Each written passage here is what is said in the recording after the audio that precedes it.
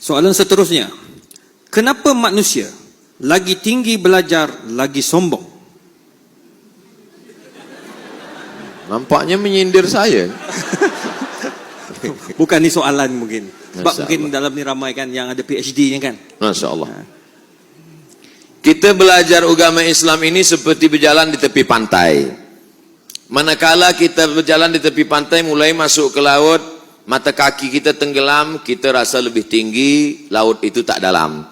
Makin kita berjalan ke tengah, tenggelam lutut kita mulai merasa kita lebih tinggi, laut tak dalam.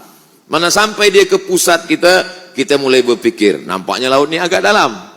Sampai agak ke tengah, barulah kita sedar, sebenarnya kita tak ada apa-apanya, laut menenggelamkan kita.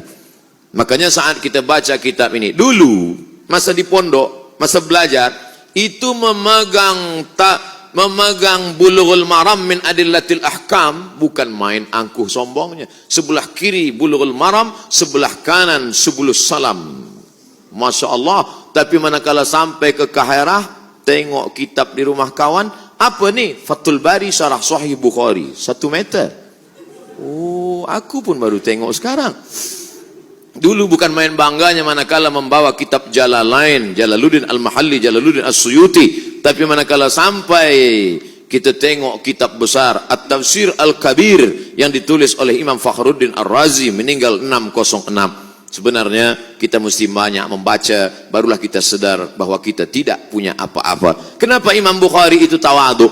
Rupanya Imam Bukhari itu gurunya 2000 orang. Cuba kita hitung kira guru kita mula tadika hingga PhD. Rasa-rasanya saya dah hitung-hitung tak sampai 200. Oleh sebab itu maka sebenarnya kita ni tiada apa-apa. Cuba baca kitab Al-Mu'jam Al-Kabir, Al-Mu'jam Al-Awsat, Al-Mu'jam As-Saghir. 3.500 guru daripada Sahibul Mu'jam At-Tabrani. Oleh sebab itu maka bandingkan pula dengan Imam Syafi'i, belajar di Makkah, belajar di Madinah, pergi ke Mesir, pergi ke Syam, pergi ke Persia, kembali lagi ke Uzbekistan. Berapa hafazan hadisnya? Kata dia sendiri mengaku 600,000 hadis. Orang yang sampai ke makam Al-Hafiz, apa kata Imam Abdurrahman As-Suyuti?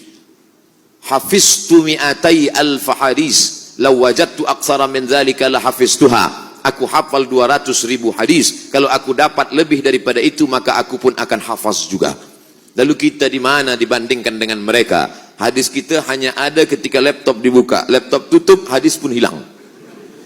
Maka semakin banyak kita kenali ulama, semakin banyak kita tengok kitab, semakin kita tak punya apa-apa.